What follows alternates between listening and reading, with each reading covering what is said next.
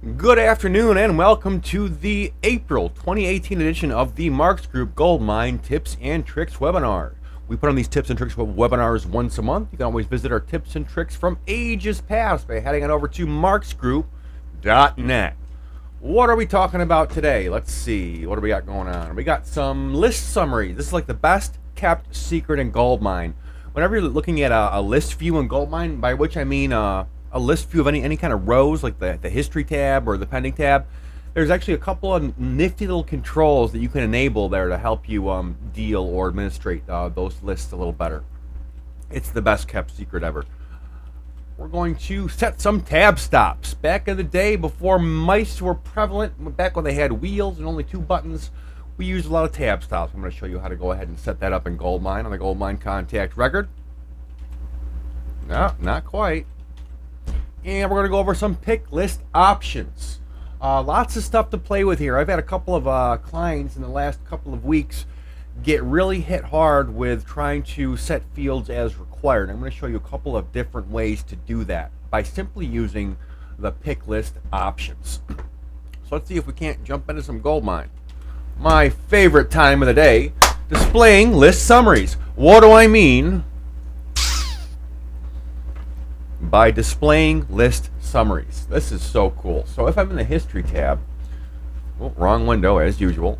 If I'm in the history tab, for example, you see I have this little number down here that shows me how many items are in this list. How do we get that? You notice that we have that little number, or the ability to have that number in any list view, even probably most popularly in the contact search center. How do we get that little guy? We're going to right click and we're going to check or uncheck these little guys down here. So what we're looking at today, right now, more importantly, is the summary.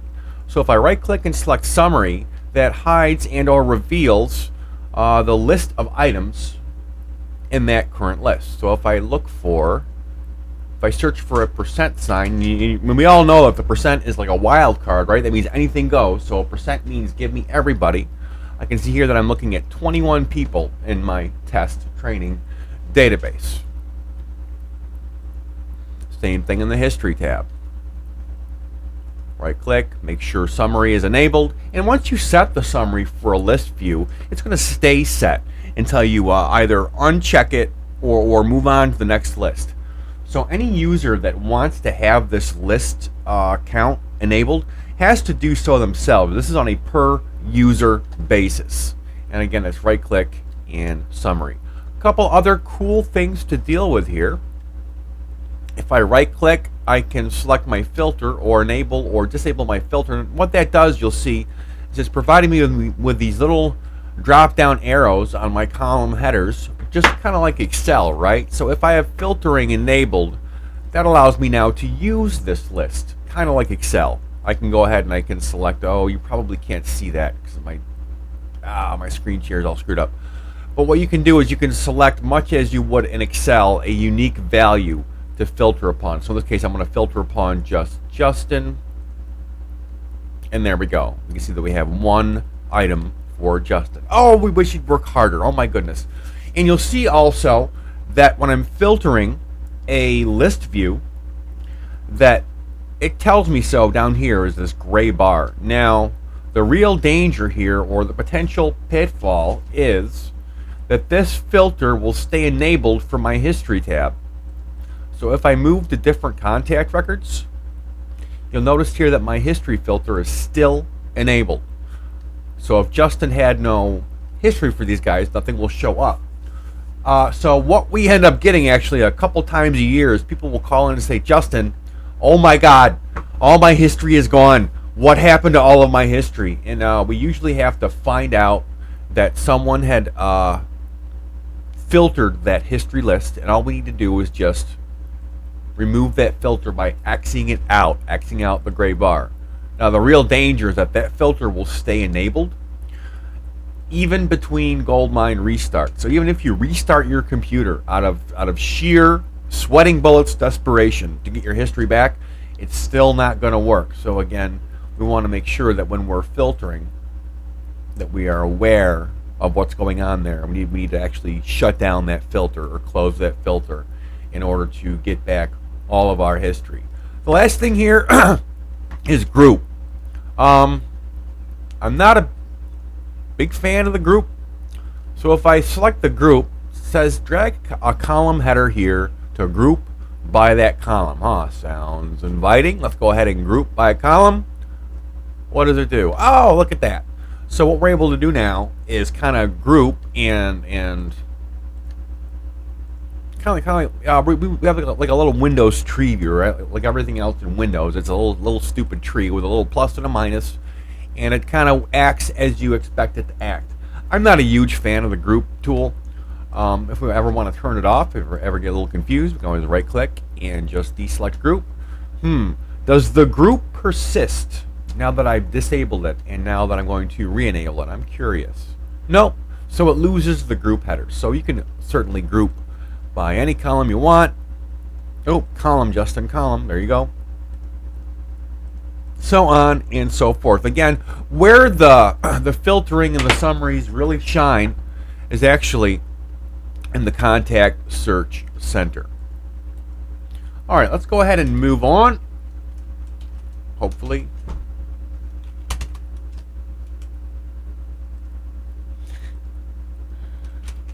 I said move on to setting tab stops.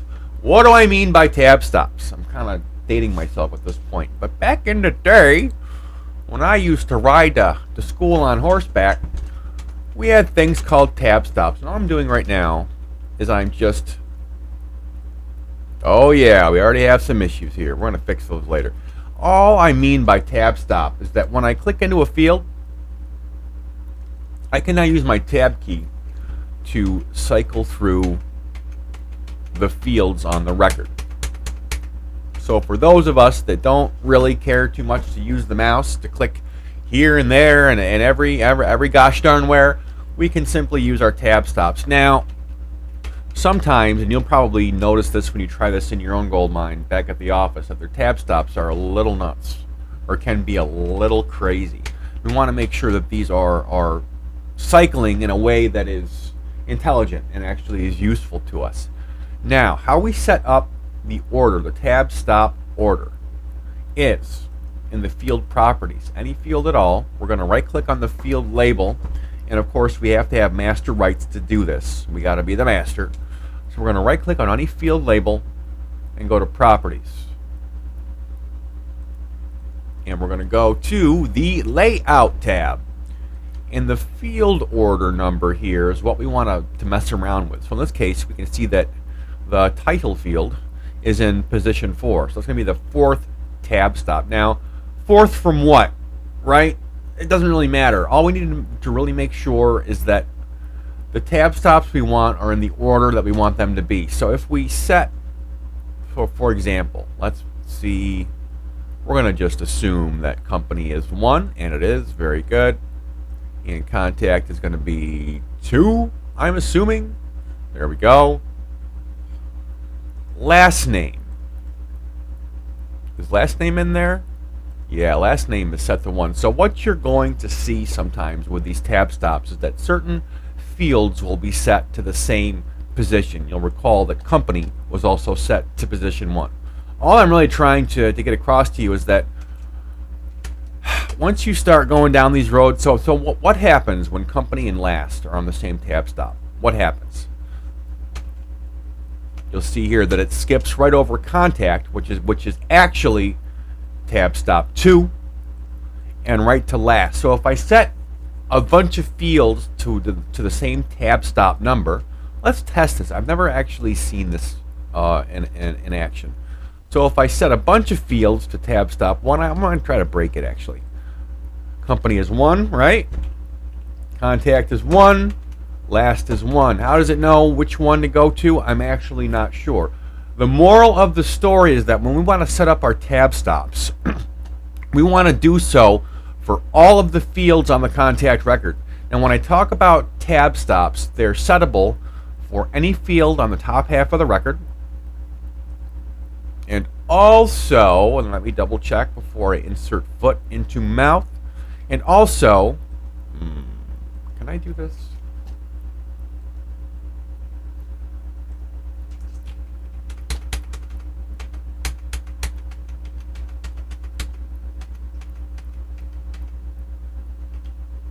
Yeah, so the fields in the Fields tab are also available to set your tab stops for as well. So my advice to you is that when you want to set up your tab stops, you kind of have to do it for all of your fields at once. Because any fields that you neglect to set the tab stop for, they're going to act weird. And they're going to act a little unpredictably.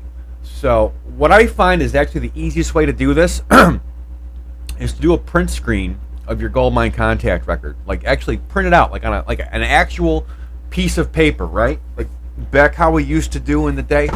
And then on this piece of paper, with a pen, an actual pen, write down on every field the number on which you want that tab stop to be. And then go ahead and set your tab stops in GoldMine. Because if you just try to set them this way, there's a danger that you're in the middle of your order here and the phone's going to ring or someone's going to pull you away from your desk and you're going to forget what number you were on. It's going to be just a little confusing. So again, the best way is to just print that screen, mark it up with the order in which you want your fields to be, and then set all of your tab stops at once. And certainly, once you do that, any user who wants to see that change is going to actually have to restart their GoldMine. Like almost everything else in GoldMine, they got to restart it. At any rate, and actually, I'm curious now. If I'm in a new record, right? Hopefully, you can see that. If I'm on a new record, do my tab stops persist? They seem to. Let me just double check here. Can I do that from here? All right. So at any rate, for those of you that are big keyboard fans, like I am, go ahead and try to set up them tab stops. Can really go a long way towards taking down the wear and tear on your hands and mouse clicks. Absolutely. Let's move on to, what is wrong with you today?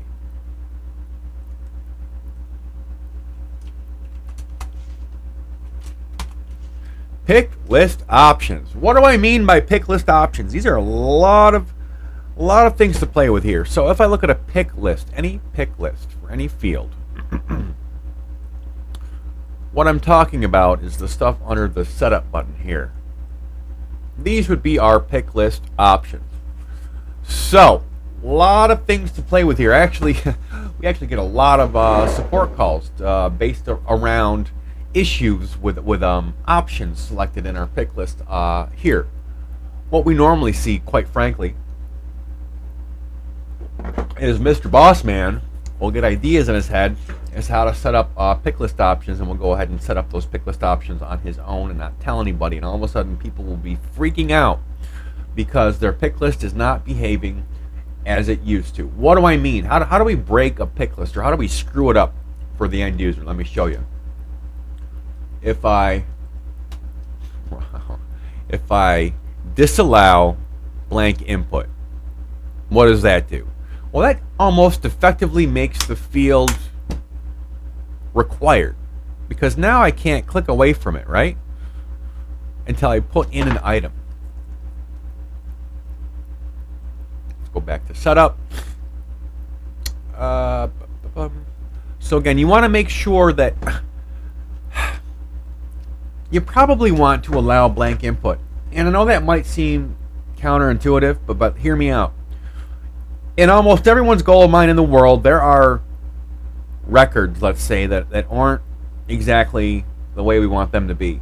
So if we're requiring, or if we're disallowing a blank input on the source field, we need to make sure that every record in our GoldMine has a source. Here's the potential problem. The end user is gonna look up an old record which has no source. Let's see if we can't find one.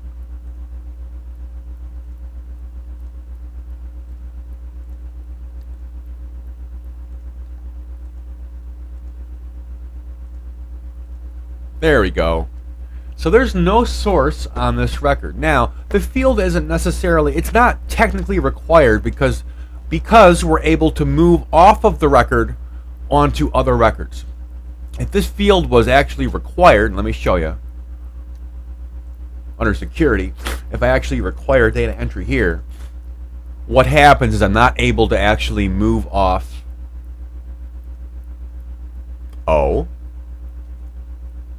usually not able to move off the contact record. That's disconcerting. Bear with me, guys.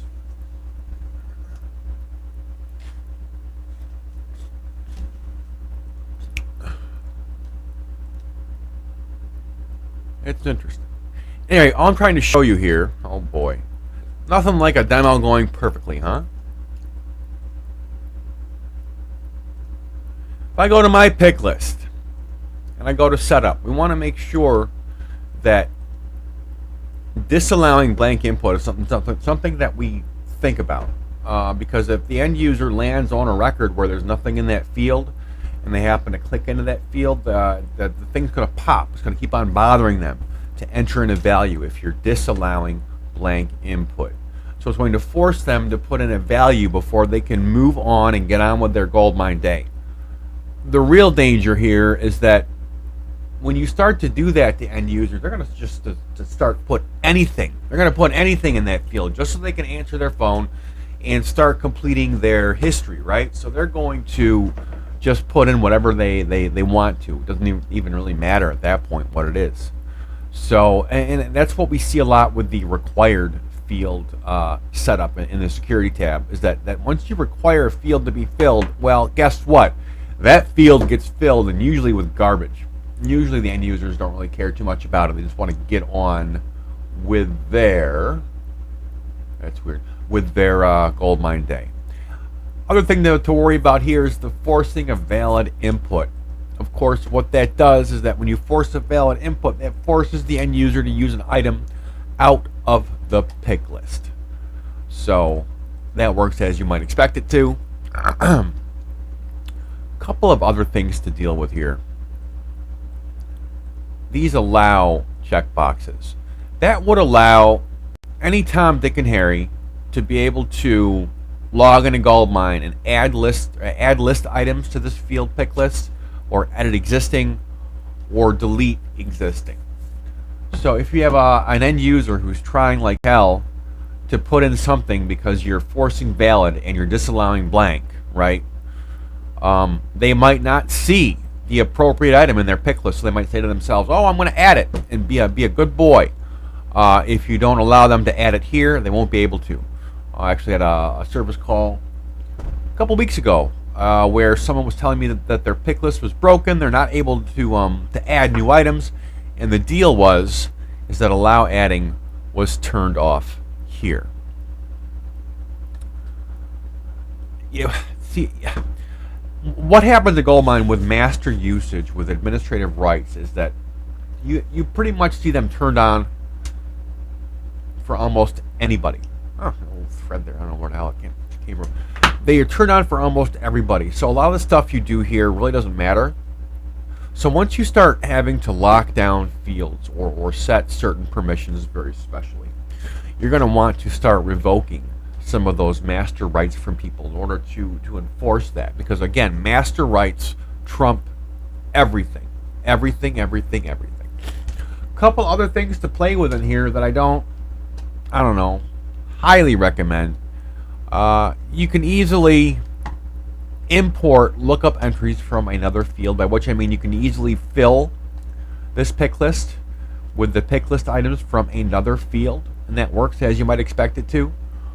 There is this really neat validation constraint tool here. Any programmers or techies out there will grow fangs when they hear that, because it's a pretty neat trick. But essentially what it does is it controls what is listed here based upon the value of another field. And it works well, but it works barely. So if I look at my source, should be based on what? On what? Key 1.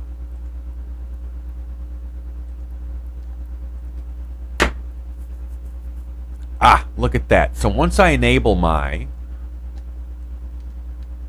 lookup dependent or context dependent Why do they call them an F2 lookup list? Did you ever know why? Why do we call it an F2 lookup? Did you know? Oh, yeah. F2 brings up your pick list. Just another helpful hint. So once I enable that context dependent, what it does is that it allows me to list only certain things in this pick list only when my, in this case, key 1 field contains something. So maybe only prospects should have certain field entries. Do you kind of get it? I mean, it works well. You see a lot of this stuff on like call logging software, where if someone's logging a support issue for a certain piece of software, only certain other items are available down the road, so to speak. I don't see this used a lot, but it is a nice stupid pet trick. Okay, let's go ahead and just select one so it'll let us get on with our day. We do have a couple of minutes left, so I am going to break out the bonus round. What else do we want to look at today? That's a damn fine question. Did you know in the Search Center, this is another one of them buried stupid pet tricks in GoldMine. One of those things that are actually very useful, but like no one knows about. Did you know that the Search Center is now, it's more than a lookup tool? Back in my day on horseback, we used to just look up a contact name in here. We want to find the guy. That was always the thing we had to do in GoldMine. We always had to find the guy, because everything we do in GoldMine is based around the guy we're looking at right now. So that was the big deal we always had to worry about in training, was you had to find the guy. So that's all we ever used the Search Center for. Nowadays, it's actually an ultra mega super find the guy tool, because what I'm able to do, see the little plus sign there, that little guy, I won't worry about that little guy. Look at this. I can actually add levels to my search. Did you know you could do this? Those of you who did it like, yes, Justin, I knew. Those of you that didn't, you're picking up your jaw from the floor right now, because you realize how cool this is. So what the Search Center now allows me to do, instead of just being a stupid person finder, it's going to allow me to ask some pretty complex questions of my database. So what I could do, for example, where are we going here? Oh boy, that's a mess, huh? There we go. It looks a little better. So if we want to look at where the contact type is equal to prospect, what do we get? Okay, we have our prospects. Now we can add a level to our search. We'll say we want all the prospects, but now I want all the prospects in New York State. Bam! And of course, this is where the summary, the little count here that we talked about earlier, this is where this really starts to shine very brightly, because Mr. Boss Man can say, well, listen, I want to know how many prospects came in from New York this week. Oh my God, how do we add this week? Well, we're going to go ahead and add a new level. And we're going to use our create one field, because there's a lot of fields here that we can play with, which we don't necessarily see on the contact record. So I'm going to say, and my create one should be greater than, we see all these were created in 2016, so we'll say 1/1/2016. So you get the idea, and certainly as you change these items from New York to, say, Pennsylvania, nothing there. No prospects in Pennsylvania. There's no prospects in Pennsylvania. Oh my God. Any suspects? Nah, none of them either. Anyways, you get the idea. So what we're able to do is, and I'm not sure there's a limit, really. I mean, you get to a point where you don't really need to add that many more compound items here, but really, I think it'll just keep on going until it pushes it off the screen. It's really a nice little tool. And now, once you kind of play with these different levels on your Search Center, don't ever forget, you can now save this search as a filter. Did you know that?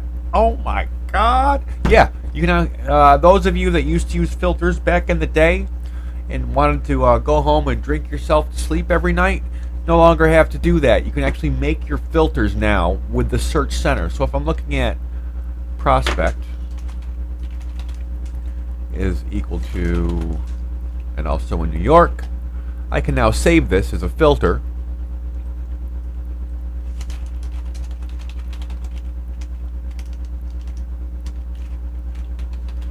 And we're going to call that New York prospects. And now, and did you know this? Oh my goodness, the search center has actually come a long way, baby. You can now reveal or hide these filters and groups pane here, and this works as you might expect it to. I can now see my filters from here now. So these filters are no longer like this weird GoldMine-y thing. Filters are now just saved searches. I wish they would just call them saved searches. At any rate, now that I have a saved search, I can at any point, all that hard work that we did by adding our levels to the search center, we can immediately repeat by going back there, finding the filter that we saved our search as, pardon me, and double clicking on it. And of course, can't have nothing nice with GoldMine. Not without being confused or fraught with difficulty at every turn. What does this window mean? We don't care. Just click no. And if you care to, say never show me again during this session. Doesn't matter, because computers are fast now, hard drives are big, databases are cheap, disk space is cheap. Don't worry about this. Just say no. And then we have our saved search, as you see here.